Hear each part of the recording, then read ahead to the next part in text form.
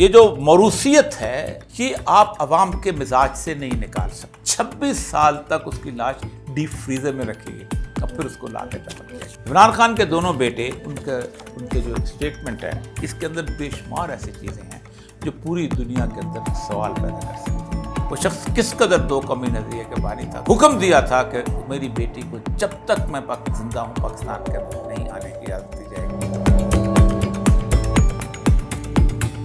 نحمدہ و نصلی علی رسول الکریم، بسم اللہ الرحمن الرحیم، رب اشرح لی صدری ویسر لی امری واحلل عقدۃ من لسانی یفقہوا قولی، صدق اللہ العظیم۔ معزز خواتین حضرات، عمران خان کے دو بیٹوں کا انٹرویو اس وقت عالمی اور لوکل میڈیا کا بہت اہم موضوع ہے۔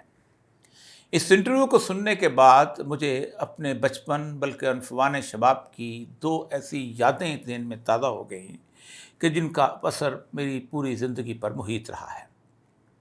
1964 کا وہ الیکشن، میں اس وقت تقریباً 9 سال کے قریب عمر کا ہوں گا، جب گجرات میں ایک بہت بڑا گراؤنڈ ہے، ہارس شو گراؤنڈ، جس میں سیاسی جلسے ہوتے تھے۔ اس میں محترمہ فاطمہ جناح کا جلسہ تھا۔ حبیب جالب کی وہ نظم میں سے دستور کو صبح بے نور کو میں نہیں مانتا میں نہیں جانتا، انہوں نے وہیں سنائی تھی اور ہم لوگوں کو وہ نظم زبانی یاد ہو گئی تھی۔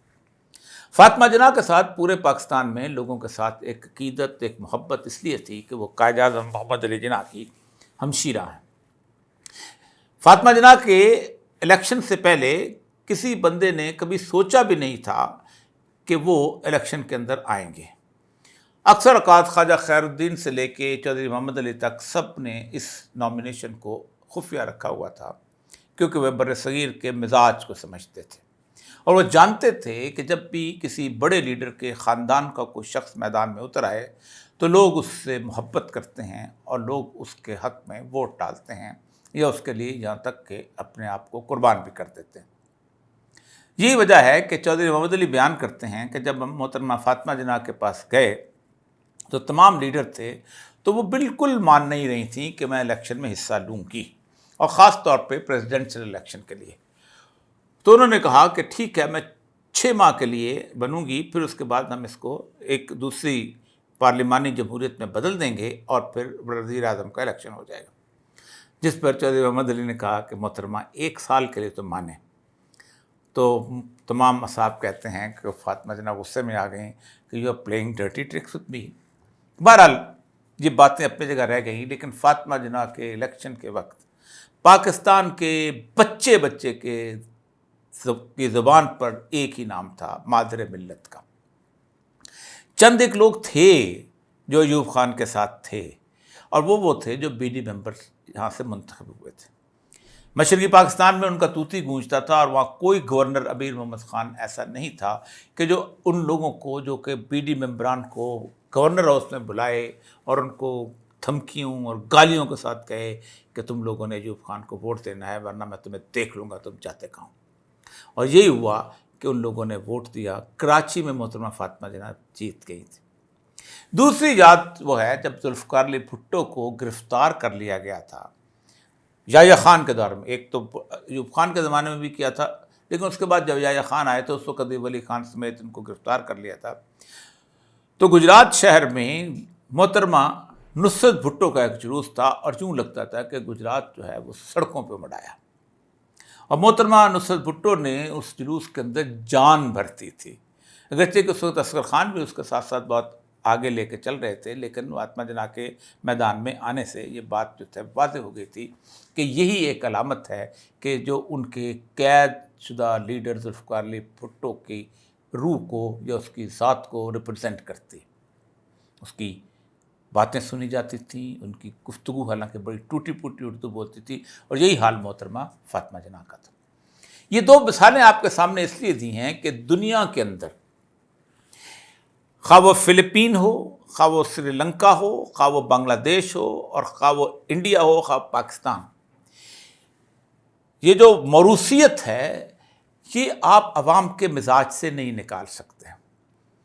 یہ الگ بات ہے کہ عمران خان صاحب بار بار اس بات کا اعلان کرتے ہیں کہ میں موروثی سیاست کے خلاف ہوں، سب کچھ ہے۔ موروثیت میں اور نیپوٹزم میں بہت فرق ہوتا ہے۔ نیپوٹزم یہ ہوتا ہے کہ جب آپ وزیر اعظم ہوں یا صدر ہوں تو پھر آپ اپنے بیٹوں کو، بھتیجوں کو، بھائیوں کو، آپ اسے اقربا نوازی کہتے ہیں، آپ ان کو مختلف عہدے دیں اور پھر ان کو تیار کریں کہ یہ آگے میرے ساتھ ہی وزیر اعظم بنے گا یا میرے ساتھ وزیر اعلیٰ بنے گا، جو کچھ بھی ہے. یا بھائی جو ہے وہ وزیر اعظم ہے اور چھوٹا بھائی جو ہے وزیر اعلیٰ ہے، پھر بیٹی وزیر اعلیٰ. یہ ہوتی ہے ایک نیپوٹسٹک پالیٹکس. لیکن جب کوئی ایک عطاب میں آتا ہے اور پھر اس کے بعد اس کی لیگیسی کو کنٹینیو کرنے والی جو صورتحال ہوتی ہے، وہ ہوتی ہے موروثیت نہیں بلکہ وہ سیاست جس کے اندر ایک شخص کسی گھرانے کے اندر پلتا ہے، بڑھتا ہے اور اس نے وہ ساری کی ساری اقدار اور روایات کو دیکھی ہوتی ہیں، اس نے وہ اسٹرگل کی ہوتی ہے، اس نے اپنے باپ کی انگلی پکڑ کر سب کچھ سیکھا ہوتا ہے. تو ایسا شخص جو ہے یقیناً باقی لوگوں سے زیادہ بہتر طور پر پرفارم بھی کر سکتا ہے اور لوگ اس پر اعتماد بھی بہتر طور پہ کرتے ہیں.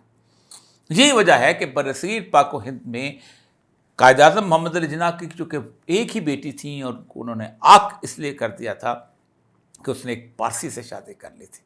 وہ شخص کس قدر سچا مسلمان تھا، وہ شخص کس قدر دو قومی نظریے کے بانی تھا کہ اس نے اپنے حکم دیا تھا کہ میری بیٹی کو جب تک میں زندہ ہوں پاکستان کے اندر نہیں آنے کی اجازت دی جائے گی. لیکن دوسری جو سیاست گروپ تھا جو کانگریس کا، اس میں جواہر لال نہرو جو تھے وہ سب سے اہم شخصیت تھے اور نہرو خاندان جو تھا وہ سیاست پہ چھایا ہوا تھا. نہرو خاندان میں آپ سوچیں کہ 1947 سے لے کے 1964 تک 16 سال تقریباً جواہر لال نہرو برسر اقتدار رہے. سوال ہی پیدا نہیں ہوتا تھا کسی اور کو منتخب کیا جائے. لیکن گلزاری لال نندا کو ان کے مرنے کے بعد 13 دن کے لیے منتخب کیا گیا. لال بہادر شاستری آئے تھے، یہ اس میں 65 کی جنگ ہو گئی تھی اور 65 کی جنگ کے بعد تقریباً 2.25 سال رہے اور جس وقت تاشکند کا معاہدہ سائن کر رہے تھے تو ان کا انتقال ہو گیا اور پھر اس کے بعد دوبارہ 13 دن کے لیے گلزاری لال نندا کو اقتدار میں لایا گیا. لیکن ان کو اندازہ ہوا کہ اب الیکشنز کے اندر اگر ہم نے اندرا گاندھی کو مجبور نہ کیا کہ وہ الیکشن لڑے تو کانگریس کے مسائل جو ہیں وہ خراب ہو جائیں گے.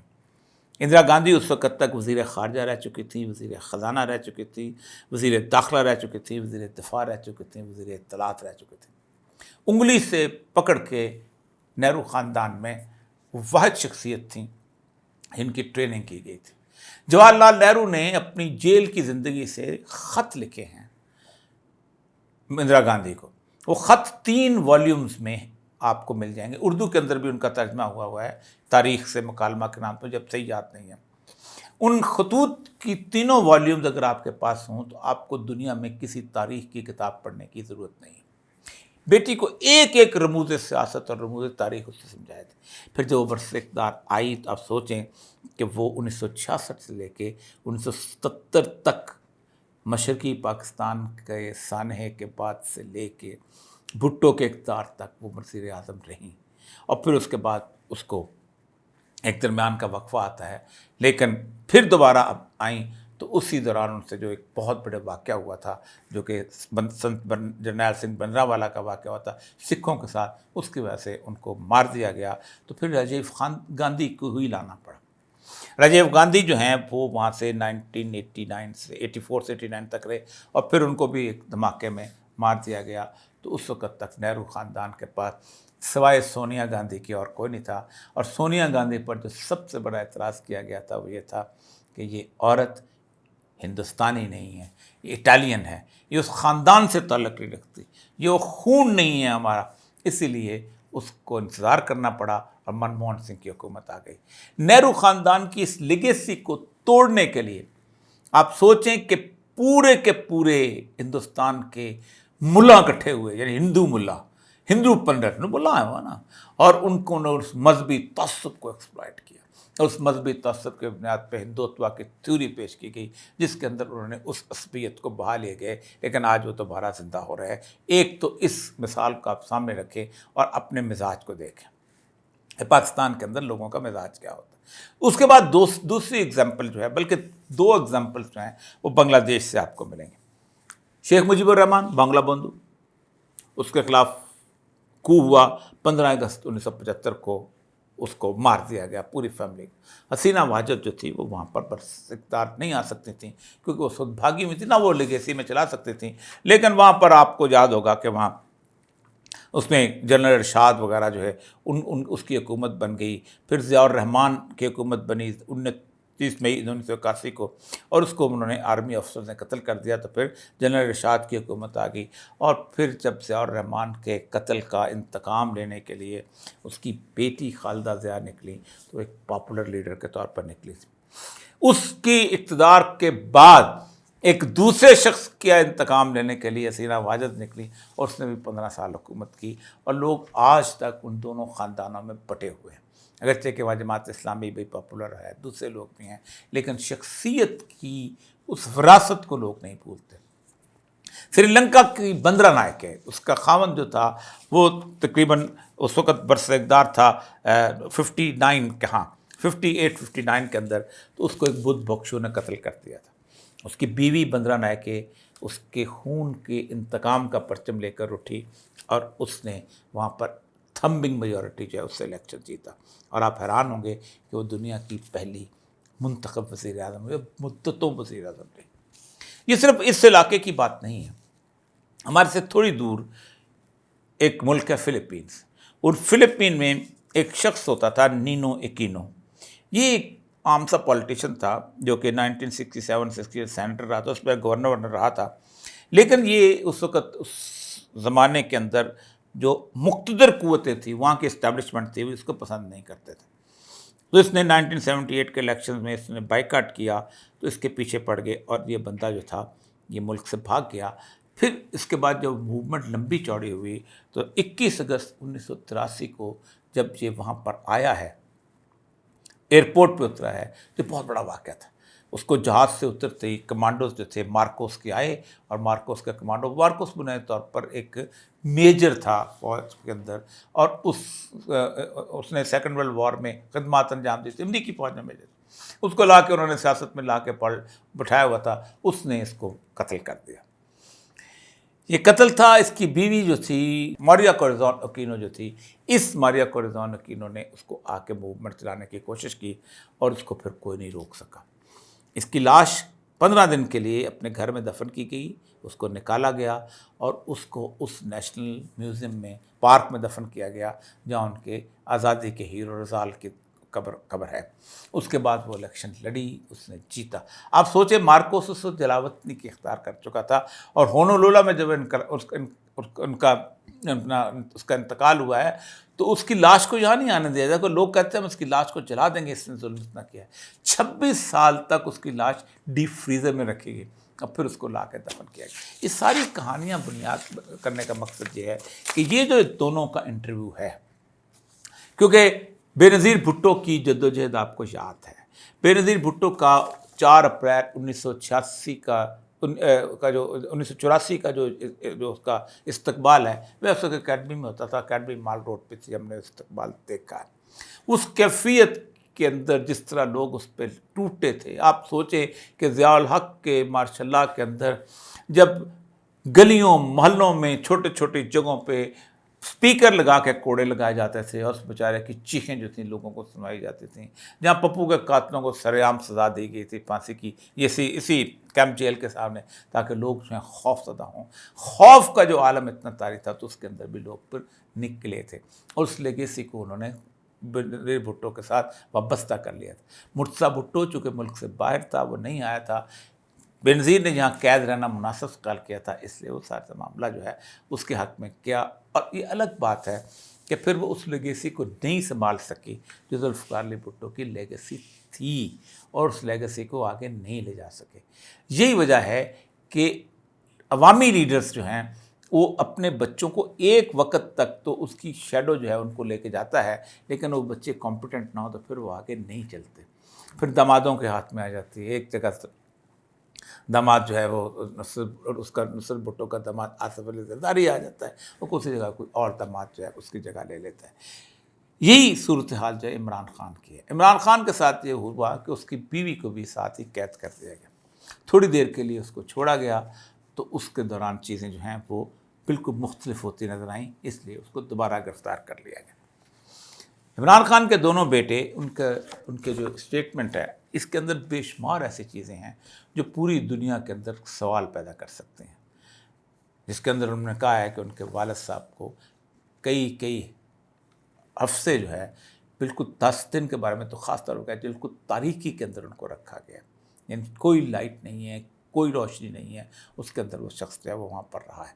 और फिर उसके बाद उन्होंने जो इमरान खान की अज़ीमत की दास्तान बयान की है, और उन्होंने कहा कि जब भी वो कोई हम मिलते थे हमारे बारे में नहीं हमारे बारे में पूछते थे, हम पूछते तो अपना नहीं बयान करते थे, अपना ये बयान करते थे कि उन्होंने कौन सी मजहबी किताब पढ़ी है या कुरान से क्या रोशनी हासिल की है और क्या चीज़ें की हैं। बल्कि वो कहते हैं कि उनकी दोनों चीज़ें जो हैं पसंदीदा थी, एक एक्सरसाइज और एक किताबें पढ़ना, ये दोनों उनको मैसर आ गई।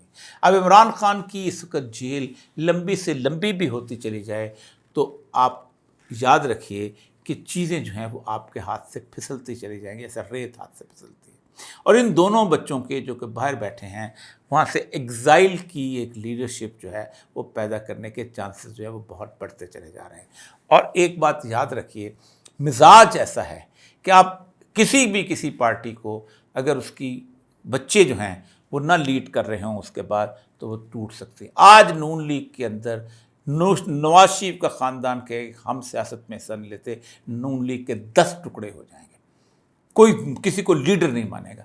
भुट्टो ख़ानदान के अंदर अगर उसके आज कह दें कि हम भुट्टो ख़ानदान पीछे हट गया है तो 10 टुकड़े हो जाएंगे, कोई कहेगा हम फ़लाँ के साथ है, कोई कहेगा फ़लाँ। यहाँ तक कि तहरीक लब्बैक जो अपने उरूज पर थी, जब वो फैसला कर रहे थे तो मुझे अच्छी तरह याद है, तो उन्होंने कहा अगर हमने साद रिजवी को नायब अमीर न बनाया उनकी जगह तो हमारे यहाँ इतने टुकड़े हो जाएंगे तो हम बिल्कुल बिखर के रह जाएंगे। यही वजह है कि एक कंसेंसस हो जाता है कि ये उसको रिप्रेजेंट करता है। दो ही चीज़ें होती हैं कि जब लोगों को बिखरने न दिया जाए और दूसरा लोगों की उस लेगेसी को उसको कायम रखा जाए। ये दुनिया में हर मुल्क के अंदर, मैंने सिर्फ 3, 4, 5 मुल्कों की मिसालें दी हैं, मैं 50 मुल्कों की मिसालें दे सकता हूँ कि जहाँ जब ऐसे हालात आए हैं तो कौन उठा है और किसने साथ दिया है और कौन लेके झंडा आगे बढ़ा है। ये इंटरव्यू एक वाटरशेड है, ये इंटरव्यू फैसले की घड़ी है आपके लिए कि सोच लें, वक्त आपके हाथों से फिसला चला जा रहा है।